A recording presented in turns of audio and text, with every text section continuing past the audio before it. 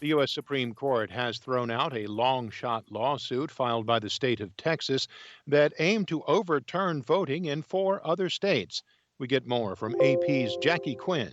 The lawsuit filed by the state of Texas and the Trump campaign sought to invalidate millions of ballots cast in key battleground states that elected Joe Biden: Georgia, Michigan, Pennsylvania, and Wisconsin. The court, in a brief unsigned order, ruled that Texas lacked the standing to pursue the case, not demonstrating why Texas would challenge how another state conducts its elections. This was considered a bold strategy, but 17 Republican attorneys general and 126 members of Congress signed on to this Texas lawsuit, alleging election fraud but offering no proof. The Electoral College will meet Monday, formally electing Joe Biden as the next president. Jackie Quinn, Washington. The conservative-controlled Wisconsin Supreme Court has agreed to hold a rare weekend session to hear arguments over President Trump's lawsuit that seeks to disqualify more than 220,000 votes in that state.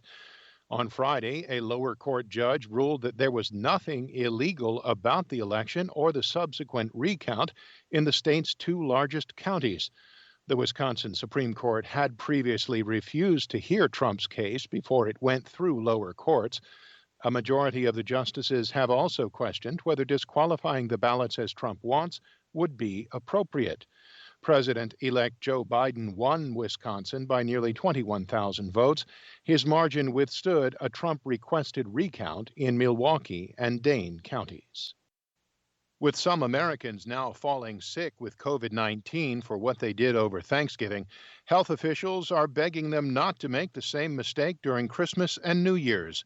AP's Jennifer King reports. Contact tracers and emergency room doctors are hearing from new coronavirus patients that they socialized over Thanksgiving with people outside their household. Health officials are asking people not to make the same mistake during the winter holidays. According to an AP analysis, new cases are running at 195,000 a day, based on a 2-week rolling average. That's a 16% increase from the day before Thanksgiving. In New York, Governor Andrew Cuomo is reinstating indoor dining restrictions. If the hospital rate didn't stabilize, we would close indoor dining. It has not. We're going to close indoor dining in New York City on Monday. On Thursday, California set a one-day record of 220 deaths. Health officials there are urging the state's residents to stay home as much as possible. The surge around the country has swamped hospitals and left health workers exhausted and demoralized. Dr. Anthony Fauci has said he expects hospitalizations to keep increasing until mid-January. I'm Jennifer King. President Donald Trump has signed a short-term spending bill that will keep the U.S. government from shutting down.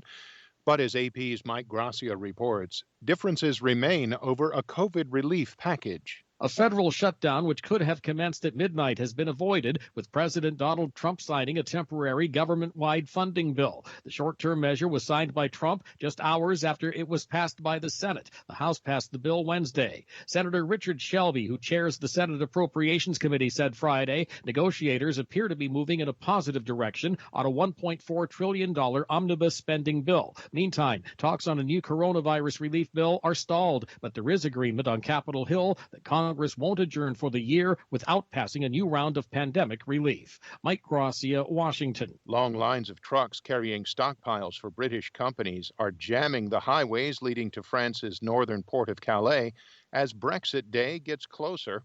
AP correspondent Charles de Ledesma reports. French police control slow-moving lorries making their way to Calais, while close by, other trucks are at a standstill.